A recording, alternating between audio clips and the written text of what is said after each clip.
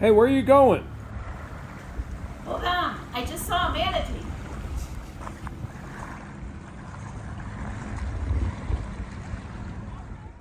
Today we're headed to Fort Pierce Inlet, where the high tide brings crystal clear water teeming with lots of wildlife.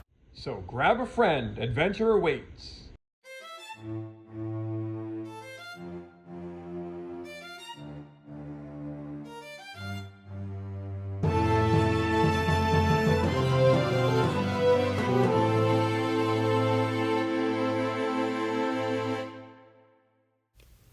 We're at the Fort Pierce Inlet. Let's go.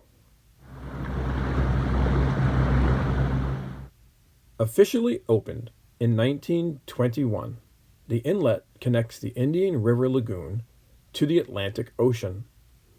Prior to that, it was a narrow, natural inlet used in both the Second Seminole War and the Civil War. Here, where the ocean meets the estuary, you can access the area by boat, paddleboard, kayak, or just park your car at the Fort Pierce Inlet Park or the Causeway Inlet Park, where we put our boat in at the ramp and walk right in. At the Fort Pierce Inlet Park, there's even little private beaches that you can walk to right from your car.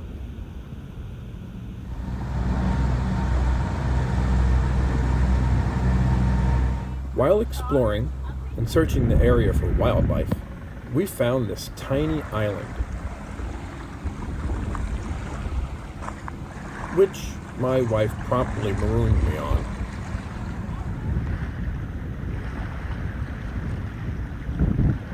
After being rescued, we continued with our search.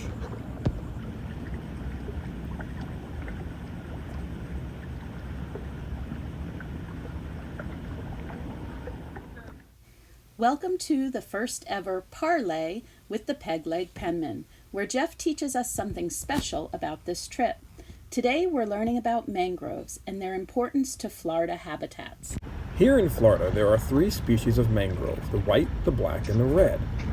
This is the flower of a white mangrove. You can tell it's the white tree because its leaves are oval at both ends.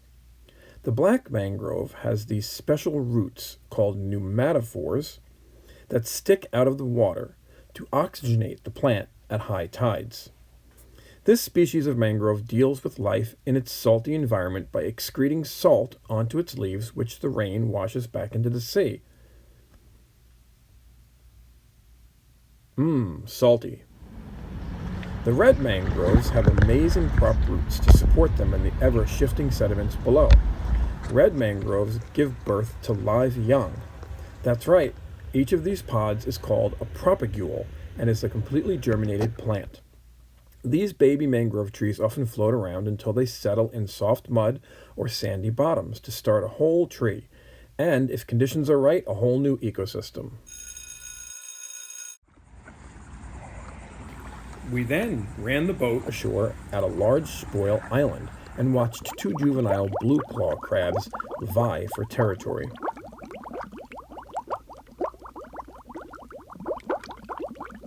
This medium-sized hermit crab took up residence on this submerged log. You can't complain with all of this around you.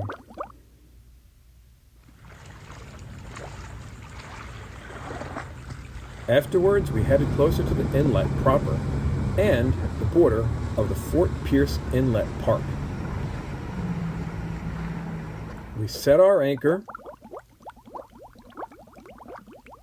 and then waded deeper into the water to search for more wildlife. It wasn't long before the animals found me. This curious manatee, a gentle giant with barnacles and all, was probably feeling sad because of the human with 1 foot. This strange thing is known as dead man's fingers. It's a native of the Pacific Ocean, but somehow found its way to Florida and is considered an invasive species. Regardless, it played host to its own tiny ecosystem, with crabs, shrimp, and several other organisms living happily among its thick green fronds.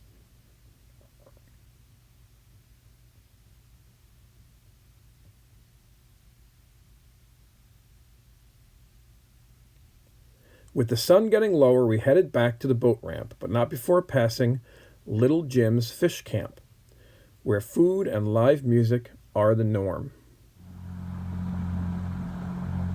As we reached shore, little did we know that nature still held some surprises for us.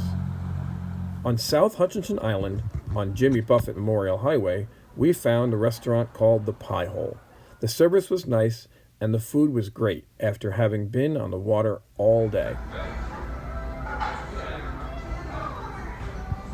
After the pizza, we were surprised by an invasive agama lizard in the parking lot, and then by a pair of marsh rabbits in the grass behind the road.